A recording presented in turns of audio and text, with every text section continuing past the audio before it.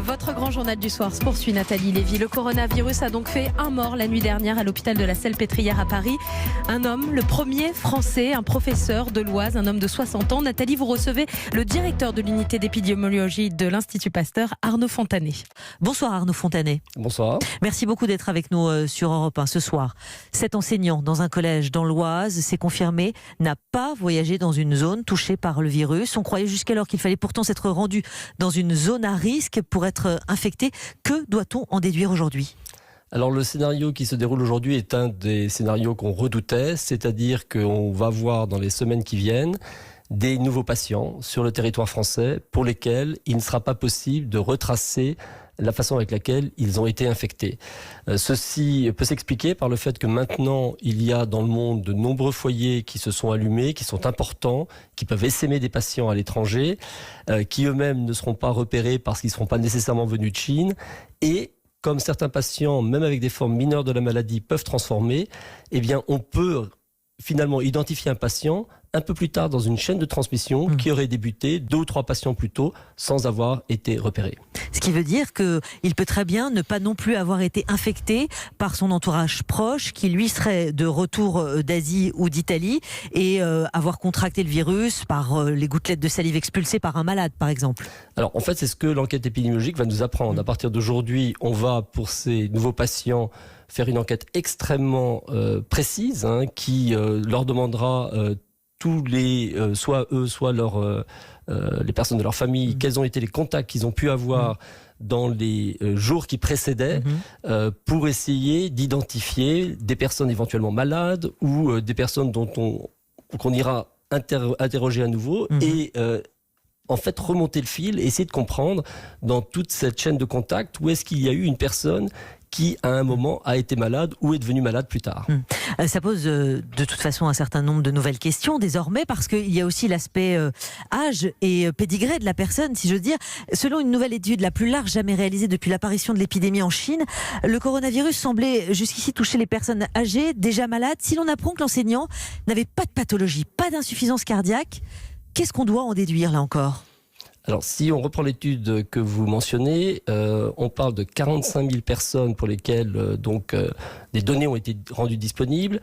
Pour toutes les personnes décédées dans cette série de 45 000 patients, 80% d'entre eux avaient plus de 60 ans, mais ça veut aussi dire que 20% d'entre eux avaient moins de 60 ans, donc une fois sur 5. Ce qui est un des autres éléments d'inquiétude par rapport à cette épidémie, c'est que certes, les personnes les plus vulnérables sont les personnes âgées, qui ont ces comorbidités, hypertension et diabète, mais on va avoir quelques personnes jeunes, malheureusement, touchées par ce virus avec des formes sévères.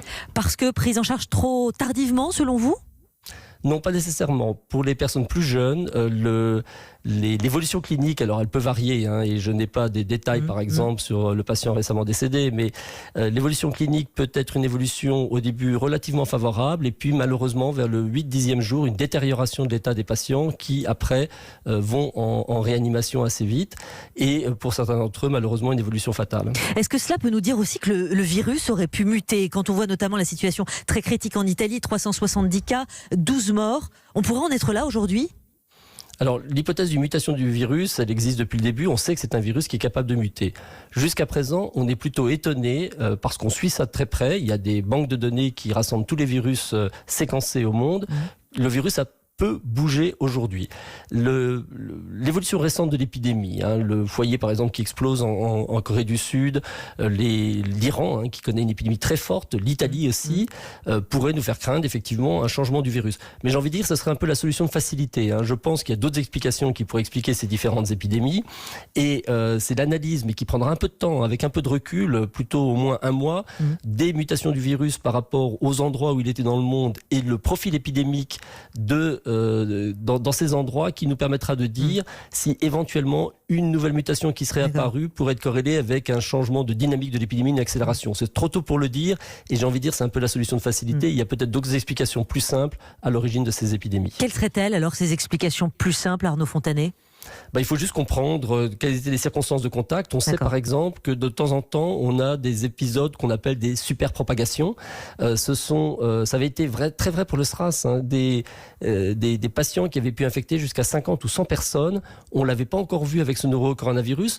Pourtant, certains patients nous ont étonnés quand même par leur capacité à infecter. Je rappelle par exemple l'épisode des Contamines où un Britannique avait infecté 12 personnes sur son trajet. Oui. Je rappelle aussi le patient qui actuellement est en réanimation en Italie et qui est celui qui est proche du patient zéro, qui aurait infecté sa femme, 3 personnes dans un bar, 5 personnes dans un hôpital. Donc on voit quand même qu'il y a ces profils qui se dessinent, même si encore on n'a pas eu d'épisode de superpropagation avérée. Arnaud Fontanet, où en est-on aujourd'hui ? Y a-t-il des avancées notables concernant un éventuel vaccin contre le virus ? On entend parler désormais de la chloroquine, un médicament bien connu, utilisé contre le paludisme. Est-ce que ce serait le bon traitement contre le Covid-19 ? Alors, pour ce qui est des traitements, la chloroquine, effectivement, depuis déjà 2 semaines, nous intéresse parce que, in vitro, dans le tube à essai, elle montre qu'elle a un pouvoir inhibiteur sur le virus. Néanmoins, il faut savoir que c'est pas la première fois qu'on entend parler de la chloroquine par rapport à des agents infectieux et son effet potentiellement intéressant, qui malheureusement se sont pas concrétisés par la suite. Il y a eu hier une publication qui nous vient de Chine, qui aurait été portée sur 10 sites où il y aurait eu un essai comparé la chloroquine est un placebo. Malheureusement, les informations qui ont été données dans cette publication sont pour l'instant extrêmement sommaires. On nous dit que les patients ont guéri un peu plus vite, qu'ils avaient du virus un peu moins longtemps. C'est très peu quantifié.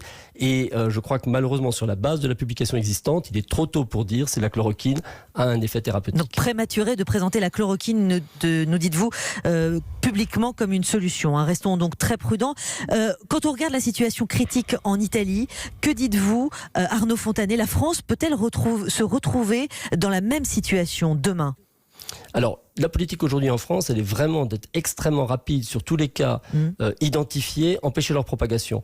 Jusqu'à présent, ça a plutôt bien fonctionné sur tout ce qui était les 12 premiers patients finalement, hein, c'est-à-dire les 6 patients qui étaient arrivés sur une vague de 2 semaines et puis les 6 autres qui étaient liés au foyer des Contamines. On voit maintenant qu'avec la multiplicité des foyers épidémiques à l'étranger, les risques d'introduction sur le territoire français vont devenir plus nombreuses et du coup, notre système va être mis à l'épreuve.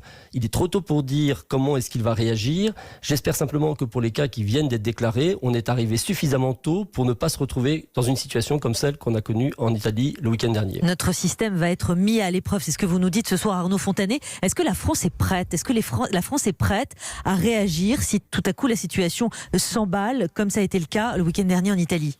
Alors au moins la France est préparée. C'est ça qui est important, c'est qu'il y a énormément de travail qui a été fait dans les dernières semaines pour un plan qui concerne à la fois tout le système de soins français, aussi bien hospitalier qu'une sensibilisation des généralistes, des pharmaciens, les rôles que chacun devra jouer dans une épidémie si elle devait devenir plus importante.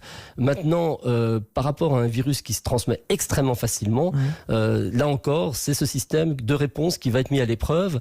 Mais attendons de voir comment les choses vont progresser. Pour l'instant, en tout cas, les rôles sont bien définis et j'espère qu'on va être en mesure de pouvoir répondre aux défis qui se présentent devant nous. Merci beaucoup Arnaud Fontanet d'avoir répondu ce soir à mes questions sur Europe 1. Arnaud Fontanet, épidémiologiste à l'Institut Pasteur à Paris. Merci à vous. Au revoir.